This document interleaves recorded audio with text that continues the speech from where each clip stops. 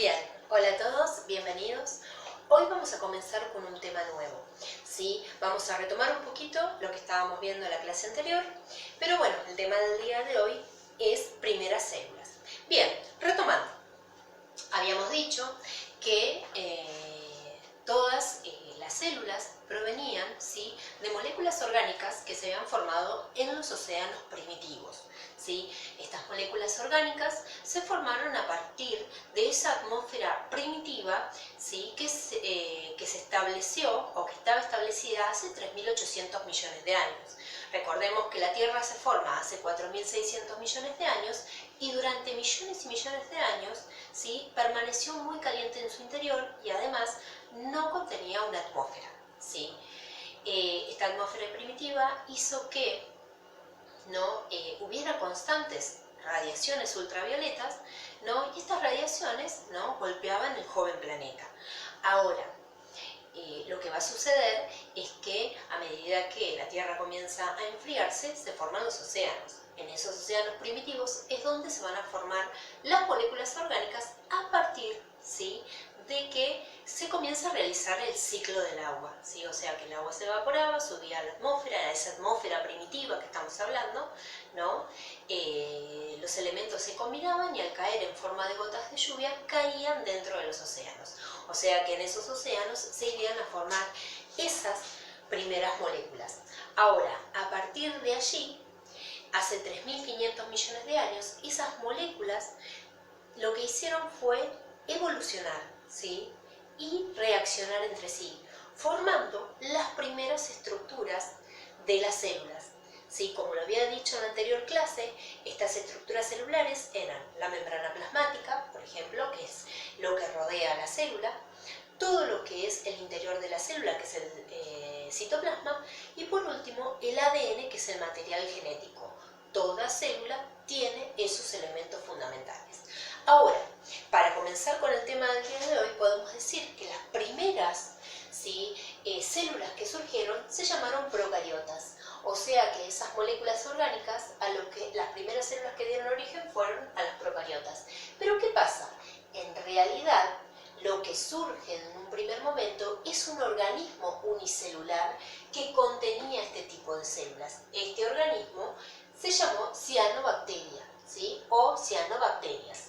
Ahora, las cianobacterias hoy en día existen, ¿sí?, dentro de un reino que se llama reino Monera, que son las bacterias comunes que conocemos y que justamente son los únicos seres que tienen célula procariota en su interior, formando su cuerpo.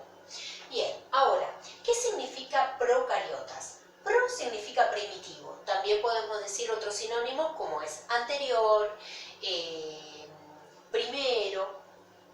Y después, cariotas viene de carionte, que significa núcleo, o sea, núcleo primitivo. Eso significa que en realidad el ADN se encuentra en contacto directo con el citoplasma. Este ADN no forma un núcleo, ¿sí?, porque es un ADN desnudo, no tiene nada que constituya un verdadero núcleo. Por eso comúnmente se lo llama o ADN desnudo o nucleoide, que significa falso núcleo. Bien, ahora, como toda célula, contiene estos elementos fundamentales que yo les había dicho, que son el citoplasma, toda la parte interna, una membrana que lo rodea, que es la membrana plasmática, y el material genético, ¿sí? Pero, además, las procariotas tienen otros elementos que las constituyen, que forman su estructura. Por ejemplo, una pared celular que rodea la membrana plasmática. De esa pared salen unas estructuras a modo de pelos que se llaman pilis, que son para la movilidad, al igual que esta estructura de mayor tamaño, que tiene forma como de látigo, que se llama flagelo, ¿sí? Estos serían los componentes que forman, o mejor dicho, aquellos elementos que constituyen las estructuras de las procariotas. Ahora, algunas procariotas tienen todos, otras no, menos, pero depende qué tipo de organismo estén formando, qué tipo de bacteria estén formando, ¿sí? Ahora, bien, volvamos un poquito a las cianobacterias. Las cianobacterias hoy en día se los llama algas verde azules o bacterias antiguas. lo que significa que hoy en día existen dentro del reino Monera, o sea, del reino de las bacterias antiguas y las bacterias verdaderas, ¿sí? Ahora estamos hablando un poquito de lo que eran las cianobacterias, que fueron justamente los primeros organismos unicelulares, o sea, que tienen una única célula que forma su cuerpo, que es de tipo procariota, ¿sí? Entonces, si hablamos de las cianobacterias, decimos que surgieron hace 3.500 millones de años, ¿sí? Y que fueron organismos, y que son, ¿no? Porque hoy en día también existen organismos unicelulares. Yo acá les hice un pizarrón en el cual anoté algunas de las características fundamentales de las cianobacterias. Las más comunes. Primero, las cianobacterias son los ancestros comunes, o sea que estaríamos diciendo que son las que van a dar origen a otros seres vivos. Después, son bacterias antiguas. También se los llama arquibacterias o arqueobacterias, lo pueden ver de diferentes formas en varios libros. Después, son autótrofas, significa que fabrican su propio alimento, porque auto es propio y trofas alimento.